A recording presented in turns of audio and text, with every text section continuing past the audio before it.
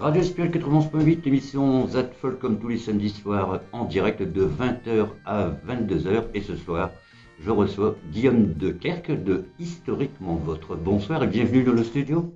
Bonsoir Bruno, merci de m'accueillir ici à Cassel. C'est un grand plaisir, nous allons parler d'histoire, nous allons parler de la châtellenie de Cassel, puisque tu es guide et nous allons apprendre à te connaître pendant 2 heures. Tout à fait, mais j'ai une petite surprise pour toi Bruno aujourd'hui. Ah, ça fait plaisir. Sauf qu'aujourd'hui, c'est pas toi qui vas poser les questions, mais c'est moi. On va inverser un petit peu les rôles. Donc je suis l'arroseur arrosé. Tu es l'arroseur arrosé, totalement, donc c'est moi qui vais te poser les questions, parce que je pense que tes auditeurs aimeraient bien en apprendre un petit peu sur toi. Je vais pas te dire. Et libre à toi après de dire ce que tu veux, mais aujourd'hui, c'est moi qui pose les questions. Allons-y. Alors Bruno, comme je viens de te dire, c'est moi qui vais poser les questions aujourd'hui. Avant d'aborder vraiment la grande thématique de la Flandre et de la Radio Endspiegel, alors tu animes depuis plusieurs années déjà l'émission Z-Folk ici à la Radio Endspiegel, tous les samedis soirs, c'est bien ça? C'est cela même, oui. D'accord. Depuis 2015, le 21 juin 2015. C'est bien, tu es précis, hein, c'est très bien pour nos auditeurs. J'adore les dates. Donc c'est très bien. Mais est-ce que tu pourrais te présenter en quelques mots à nos auditeurs qui ont l'habitude d'entendre ta voix, mais qui ne te connaissent peut-être pas forcément à côté? Arrivé sur les ondes de Radio Espiel en 1983, donc ça date pas d'hier. Oui. J'ai réalisé au début 2 émissions, une émission qui s'appelait Les Enfants de l'Idéric et en compagnie de mon frère jumeau, et une autre émission qui s'appelait Vox Music, qui était une émission de folk pendant 1 heure le dimanche. Et puis le temps allant, j'ai continué. En 2015, je me suis présenté comme responsable des programmes, donc directeur de la programmation, entre grandes guillemets. Et c'est là où tout a changé. Et nous avons mis l'accent sur le folk parce que nous recherchions l'identité, sans pour autant laisser la Flandre de côté. Mais il fallait que cette radio libre qui existe depuis 1978 ait véritablement pas une ligne de conduite, mais comment je pourrais dire ça, et une image, quoi. Et c'est ce qu'on recherchait. Donc aujourd'hui, on les écoute à travers l'Europe, parce qu'on balade pas mal dans les festivals, que ce soit Royal en Belgique, Thunder au Danemark, ou même en Allemagne, et nous nous faisons connaître, avec une programmation éclectique de folk, qui est, je pense, unique en diffusion au nord de l'Europe. D'accord. Alors, tu parlais de l'année 1978 pour la naissance de la Radio Endspiegel. Est-ce que tu peux me parler en quelques mots de la genèse un peu de la radio, des radios pirates comme on les appelait malheureusement à cette époque, et puis des débuts un peu mouvementés de la radio? Bien sûr. 1978, c'est une association qui s'appelle Menschenliquider, qui signifie des gens comme vous. À sa tête, le président Régis Demolle, une autre personne, Pascal Van Bremersch. Je cite ces 2 personnes, mais il y en a bien d'autres, qui risquaient quand même à l'époque 6 ans de prison. C'était totalement interdit de faire de la radiodiffusion. La radio a été plusieurs fois saisie au Mont-d'École, a été hébergée à Bailleul. Et puis 1981, l'arrivée de François Mitterrand, l'arrivée de la gauche, légalisation des radios libres, un procès à Hasbrook, et aussi bien Régis Demolle que Pascal Van Bremersch ont été acquittés, quoi. Ils n'ont pas eu d'ennui. Et c'est comme ça qu'a commencé la grande histoire de Radio Endspiegel. Et ce qui est quand même incroyable, c'est qu'aujourd'hui, en 2021, nous existions encore, mais c'est un ensemble de bénévoles. C'est une radio associative, sans publicité, une radio de territoire, une radio qui veut faire parler son peuple, qui veut faire parler les peuples, et qui est très impliquée dans la vie locale. C'est vraiment l'état d'esprit de la Radio Endspiegel, la simplicité, l'ouverture sur les peuples aussi. Exactement, moi je dis toujours que rechercher son identité, ce n'est absolument pas un enfermement. On recherche son identité, mais avec le plus grand respect des autres identités, c'est ce qui est important dans la philosophie de Radio Endspiegel. On fait véritablement du culturel, pur culturel, quoi. en respectant les gens, et en donnant la possibilité aux acteurs socio-économiques, aux acteurs culturels de venir s'exprimer sur nos ondes. Alors tu parlais, c'est vrai que le rôle que tu as auprès des acteurs culturels, mais pas que, hein. On peut citer il y a quelques mois durant le confinement où tu as fait beaucoup de reportages sur des petits producteurs, ça allait du vendeur de pommes de terre, du musée de Flandre. Et les commerçants de Et Cassel. les commerçants de Cassel, oui bien sûr. Donc c'est ce lien qui est important pour toi, de proximité. Bah oui, et puis ça permettait aux gens de sortir un peu de leur isolement et de montrer que nous étions présents, qu'on était en capacité de pouvoir donner des coups de main. Je pense à cette interview avec ce marchand de pommes de terre qui avait plus de 250 tonnes dans les cales et qui se mordait les doigts. Je pense à nos estaminets, à nos cafés, à nos bars, à toute cette vie culturelle qui s'est éteinte et qui, heureusement, va commencer à reprendre. Et ça, c'est véritablement une belle chose. Parce que pas de culture, pas de futur. Nos cultures, dictature, c'est des grands mots, mais c'est résumé, mais c'est ça, quoi. Et il faut absolument que les gens réapprennent à sortir, réapprennent à connaître les autres. Parce qu'il arrive un moment, à force d'avoir peur de mourir, on a peur de vivre. Et il ne faut pas que cela se mette en place. C'est très bien tous les relais sur Internet, les concerts YouTube et tout ça, mais il faut de la réalité, il faut de la sociabilité, il faut rencontrer les gens, il faut leur parler, il faut créer. Exactement, c'est ça. Il faut vraiment du concret où, d'un moment, il faut retrouver ce lien qu'on a pu perdre pendant des mois et se retrouver. Bien sûr, en respectant comme on nous demande les gestes barrières. Il faut espérer que nous allons sortir de cet abîme progressivement, et oui. que nous allons revenir, là aussi c'est entre guillemets, à un monde dit normal. Oui. Et je pense que ça nous a appris les choses et c'est peut-être le moment de créer un autre monde avec plus de bienveillance, avec plus de respect, avec plein de belles choses. Oui. La main est tendue. Comme on dit toujours, de chaque malheur peut subvenir quelque chose de bien. Il faut en tirer les conséquences et les enseignements. Tout à fait. Tout à fait. Alors, depuis 1978, et toi depuis que tu es ici dans les années 80, c'était ça? Novembre 83 exactement. Depuis 1983, quelles sont les rencontres et tes coups de cœur qui t'ont le plus marqué ici à la radio? Je pense que j'aurais pas assez de temps pour le dire, parce que je dis toujours que les gens passionnés sont passionnants. Oui. Il y a deux points en fait. Il y a des gens que tu rencontres dans l'éphémère, Oui. à un moment, instant T, pour une émission, et après il y a des relations qui s'intensifient, des gens que tu revois, avec qui tu reprends contact, qui sont un relais annuel ou mensuel. Tu les soutiens dans leur activité. Je pense précisément à Édouard Maillet avec la Zanukin Fest. Depuis le début de la Zanukin Fest, Radio Espiel est derrière, comme nous sommes partenaires avec l'Idembom Festival. Et là aussi, c'est une belle résonance et une belle image de notre radio. D'accord, c'est vrai, comme tu dis, donc résumer vraiment à quelques dates, ça pourrait prendre vraiment du temps. En parlant un peu de cette image, un peu de la Flandre qu'on peut se faire en général, toi, qu'est-ce qu'elle évoquerait pour toi au jour d'aujourd'hui, en 2021, la Flandre? La Flandre par elle-même. Ouais. C'est le pays où des personnes vivent, où des personnes ont une identité. C'est une terre d'ouverture, une terre de passage. On a des richesses culturelles, architecturales qui sont incroyables. On a un trait d'union avec nos frères de Flandre belge, parce que tu te balades sur Ypres, tu vas à Popering, tu vas à Roselaar, ou tu vas à Kortrijk, ou à Gand, Gent, ou à Antwerpen.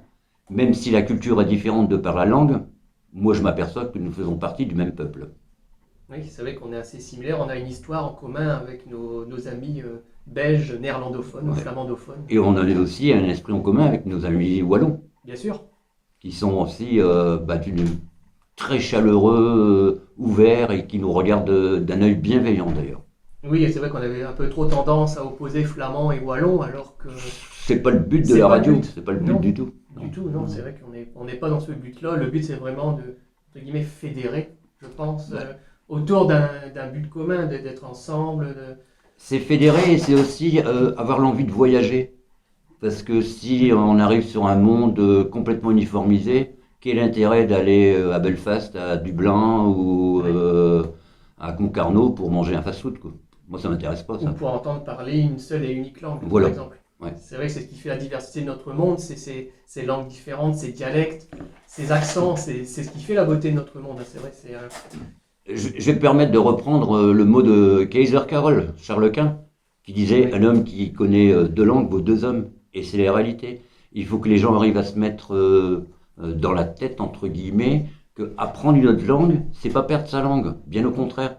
C'est un éveil d'esprit, c'est une ouverture à l'autre. Et on s'aperçoit qu'il y a beaucoup de petits flamands en ce moment qui partent en Belgique pour apprendre le néerlandais. Mais je pense qu'économiquement, culturellement, je vais commencer par la culture. Culturellement et économiquement, demain ils seront plus forts. Et demain, ils pourront trouver du travail dans la zone où il y a du travail, où ils pourront faire un travail beaucoup plus enrichissant sur notre propre sol. Bien sûr. C'est vrai qu'ils vont dans un pays dont la langue est parlée par presque 25 millions de locuteurs. Si on prend les Pays-Bas plus la Belgique flamandophone, le néerlandais est vraiment une langue d'avenir. C'est ça aussi qui est important de rappeler aussi. En plus, le néerlandais c'est très proche de l'anglais et de l'allemand. Oui, Donc quand on met un doigt dans cette langue, on peut se diriger vers des autres langues. Et de toute façon, c'est prouvé. Les gens qui oui, connaissent plusieurs langues sont plus ouverts aux autres langues. Je prends un exemple tout simple. En Flandre belge, tu regardes un film, c'est en version originale, oui, c'est sous-titré en néerlandais, c'est sous-titré en français. Et après, dans les bioscopes, enfin dans les cinémas, c'est comme ça, à la télévision aussi. Et ça permet aux enfants qui sont, entre guillemets, des éponges, d'apprécier d'autres langues. c'est ça. Et ça donne des enfants voilà, qui sont plus ouverts après sur le monde. Ça Et aussi, qui auront envie de chercher, qui qui auront ont envie de envie chercher. de trouver, qui auront envie de rencontrer. Parce que la rencontre, c'est important. Oui, c'est vrai que de nos jours, la rencontre, c'est vraiment c'est très très important. Parce que moi, demain, je n'ai pas envie d'avoir une Flandre avec des barbelés, des frontières et des douaniers, quoi. C'est pas Non. ça qui m'intéresse. Moi, ce qui m'intéresse, c'est l'Europe des peuples. Voilà. Sur ce point-là, on se rejoint, toi et moi. C'est vrai que cette Europe des peuples, vraiment où tout le monde rencontre les diverses cultures, la diversité culturelle, les différents plats, la musique. C'est ça qui fait la beauté quand même de l'Europe, du monde aussi, et ne pas se renfermer sur soi-même comme malheureusement certaines personnes le font de nos jours avec la situation actuelle.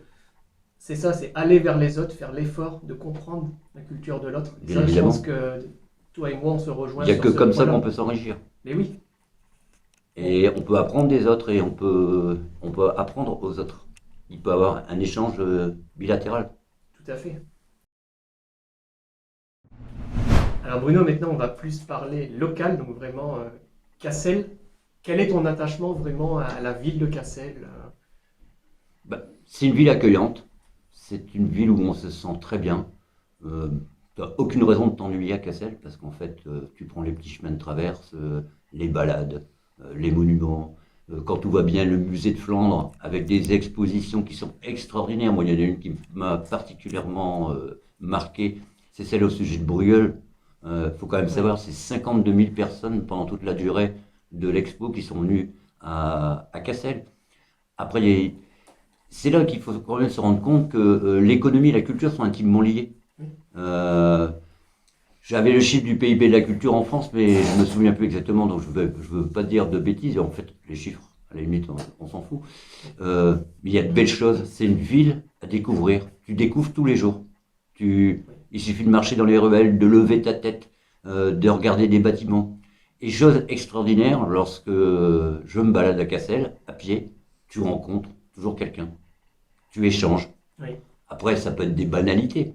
Tiens, il fait beau, tiens, il y a du vent, qu'est-ce qu'il pleut, vivement qu'il fasse beau. Mais après, tu as d'autres personnes que tu peux rencontrer qui te parlent d'histoire, qui te disent, bah, tiens, viens visiter ma maison. Et tu rentres dans l'intimité des gens. Et ça, je trouve ça extraordinaire. Après, il y a toute cette belle place avec cette belle digue qui a été refaite. Ces cafés, ces estaminets où on rencontre des patrons, où de temps en temps il y a des sessions irlandaises, où de temps en temps on peut voir des groupes folk ou des groupes rock. Il y a une véritable animation. Et là, on espère franchement 2022 pour le carnaval de Cassel, parce que c'est un grand moment. Oui. On espère 2022 pour Cassel-Cornemuse, parce que là aussi, c'est 5000 personnes qui viennent dans la gratuité, connaître et rencontrer d'autres personnes, entendre les cornemuses, entendre les musiciens, entendre les intermittents qui sont aujourd'hui en détresse. Moi, j'ai des amis intermittents qui sont en train de chercher à faire autre chose. Il faut absolument pas qu'on les perde, ces gens-là. Il faut qu'ils restent dans leur intermittence. Parce que l'intermittence, c'est un vrai métier. C'est vrai, exactement. Tu as parfaitement raison, tu as bien résumé ton attachement vraiment à Cassel par le biais du carnaval, de ces personnages, de son histoire, de ces ruelles. On pourra en parler des heures, c'est vrai, de Cassel. Ce qui est vrai, et Cassel, on ne peut pas s'en lasser. Et ça, c'est vrai, tu as raison sur ce point-là. Que ce soit au printemps, à l'automne, à l'été, à l'hiver, on redécouvre Cassel différemment, selon les saisons. De par la météo, c'est Oui. tous les jours totalement différents. Un Totalement. jour, tu peux avoir un grand soleil, le lendemain, tu peux avoir du brouillard. C'est beau aussi quand il pleut, c'est beau quand il y a de la neige. Et j'en profite aussi pour parler du projet, du chapitre, là où dans le temps, normalement, il y aurait une sorte de village d'artisans, là aussi, l'art, la culture, qui va rentrer chez nous, qui va faire venir des personnes. Je pense à des gens formidables comme Jacques Fayolle, premier ouvrier de France, compagnon. Quand tu vois le dynamisme qu'ont ces gens, ben je me dis, il y a de l'avenir, il y a un bel avenir pour Cassel. La collégiale qui est en train d'être refaite, qui est magnifiquement refaite. C'est un beau projet. Et puis peut-être le Carillon qui va revenir un jour. Et alors là, on sera encore plus une ville flamande. On croise les doigts pour que le Carillon... Pour l'instant, il est chez nos amis alsaciens. Voilà, il est en Alsace, chez nos amis alsaciens, comme tu dis, mais on croise les doigts pour qu'il puisse revenir en Flandre. Alors Bruno, toi qui es un peu au courant de tout ce qui se passe un peu dans Cassel, j'aurais entendu une rumeur. Soi-disant, le seigneur de Cassel, donc le seigneur de Cassel qui était à l'époque de Robert le Frison, donc au XIe, XIIe siècle, serait de retour depuis quelques mois dans les rues de Cassel. Alors, moi j'ai un peu du mal à le croire, parce que c'est un personnage qu'on a oublié depuis quelques mois, qui du fait des confinements s'est peut-être recroquevillé sur lui-même.